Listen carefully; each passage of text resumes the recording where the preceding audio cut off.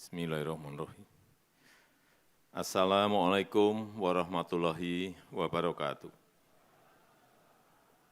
Selamat sore, salam sejahtera bagi kita semuanya. Om Swastiastu, Namo Buddhaya, salam kebajikan.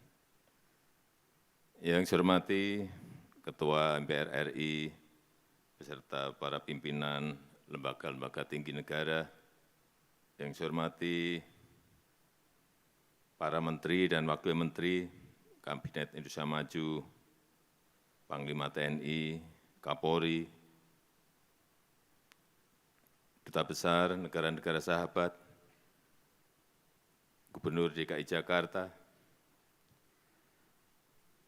yang saya hormati Ketua Dewan Pers, Ibu Nini Rahayu, beserta seluruh jajaran pengurus Dewan Pers, yang saya hormati Ketua PBI Pusat, Bapak Henry J.H. Bangun, beserta seluruh jajaran pengurus, seluruh tokoh pers yang hadir, rekan-rekan wartawan, Bapak Ibu hadirin undangan yang berbahagia. Sebelum lupa, yang pertama saya ingin menjawab keluhan Pak Henry tadi mengenai gedung pers Pancasila yang ada di Kota Yogyakarta, paling lambat minggu depan sudah dicek di lapangan, Pak. Semuanya akan dibangun oleh Kementerian PU.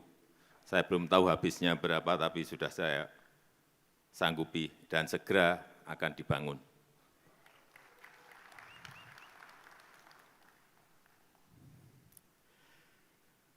Pertama-tama, atas nama rakyat, atas nama pemerintah, saya menyampaikan selamat Hari Pers Nasional 2024 dan saya juga mengucapkan terima kasih kepada seluruh insan pers yang secara konsisten menemani masyarakat dalam kehidupan berdemokrasi. Saya juga berterima kasih kepada pers yang turut mengawal pemilihan umum 2024 yang baru saja kita jalani. Saya juga sering dikritik tajam,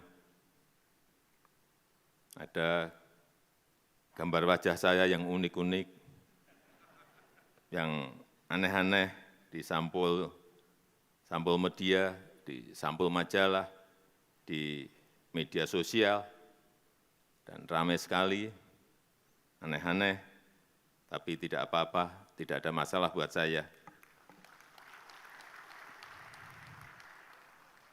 Tapi cucu saya ada yang komplain.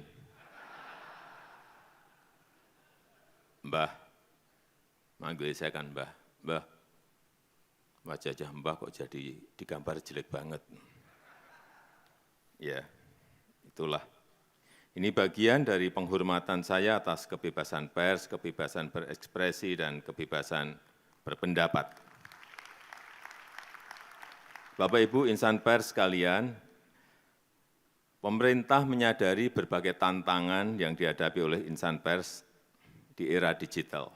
Oleh karena itu, pers terus berupaya oleh sebab itu, pemerintah terus berupaya untuk mendukung ekosistem pers yang adaptif dengan tetap menghormati kebebasan pers. Seperti yang sudah saya sampaikan pada peringatan Hari Pers Nasional tahun lalu, jurnalisme berkualitas dan keberlanjutan industri media konvensional menjadi perhatian penting pemerintah dan ini yang dinanti-nanti. Setelah sekian lama, setelah melalui perdebatan panjang, akhirnya kemarin saya menandatangani peraturan presiden tentang tanggung jawab platform digital untuk mendukung jurnalisme berkualitas atau yang kita kenal sebagai Perpres Publisher Rights. Prosesnya memang sangat panjang, banyak perbedaan pendapat, dan saya tahu ini melelahkan bagi banyak pihak, sulit sekali menemukan titik temu. Dan sebelum menandatangani, saya juga betul-betul mendengarkan aspirasi dari rekan-rekan pers. Aspirasinya tidak benar-benar bulat, ada perbedaan aspirasi antara media konvensional dengan platform digital. Platform digital besar juga beda aspirasi, dan kita harus timbang-timbang terus implikasinya. Dan setelah mulai ada titik kesepahaman, mulai ada titik temu, ditambah lagi dengan Dewan Pers yang mendesak terus, perwakilan perusahaan pers dan perwakilan asosiasi media juga mendorong terus, akhirnya kemarin saya menaikkan Perpres tersebut. Bapak Ibu yang saya hormati, perlu saya ingatkan tentang semangat awal dari Perpres ini. Kita ingin jurnalisme berkualitas, jurnalisme yang jauh dari konten-konten negatif, jurnalisme yang mengedukasi untuk kemajuan Indonesia. Kita juga ingin memastikan keberlanjutan industri media nasional. Kita ingin kerjasama yang lebih adil antara perusahaan pers dan platform digital. Kita ingin memberikan kerangka umum yang jelas bagi kerjasama perusahaan pers dan platform digital. Perpres ini sama sekali tidak dimaksudkan untuk mengurangi kebebasan pers. Saya tegaskan bahwa publisher rights lahir dari keinginan dan inisiatif insan pers. Pemerintah tidak sedang mengatur konten pers. Pemerintah mengatur hubungan bisnis antara perusahaan pers dan platform digital dengan semangat untuk meningkatkan jurnalisme yang berkualitas. Kemudian perlu saya ingatkan juga tentang implementasi Perpres ini. Kita masih harus mengantisipasi risiko-risiko yang mungkin terjadi, terutama selama masa transisi implementasi Perpres ini. Baik itu perihal respon dari platform digital dan respon dari masyarakat pengguna layanan. Terhadap perusahaan pers yang saya tahu sedang menghadapi masa-masa sulit di era platform digital ini, pemerintah juga tidak tinggal diam, pemerintah akan terus mencari solusi dan juga kebijakan afirmatif untuk perusahaan pers di dalam negeri.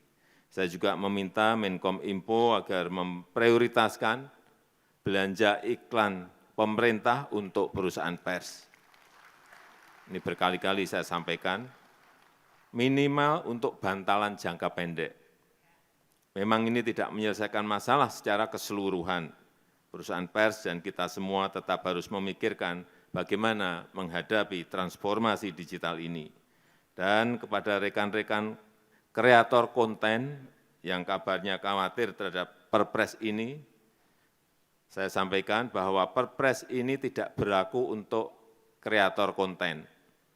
Silahkan dilanjutkan kerjasama yang selama ini sudah berjalan dengan platform digital. Silahkan lanjut terus, karena memang tidak ada masalah. Bapak Ibu insan pers yang saya banggakan, terakhir saya ingin menitip dua pesan. Pertama, pers harus tetap menjadi salah satu pilar penjaga demokrasi. Pers harus menjadi rumah bersama untuk menjernihkan informasi. Beritakanlah fakta-fakta apa adanya, tapi bukan mengada-ada, bukan asumsi-asumsi, bukan seolah-olah ada.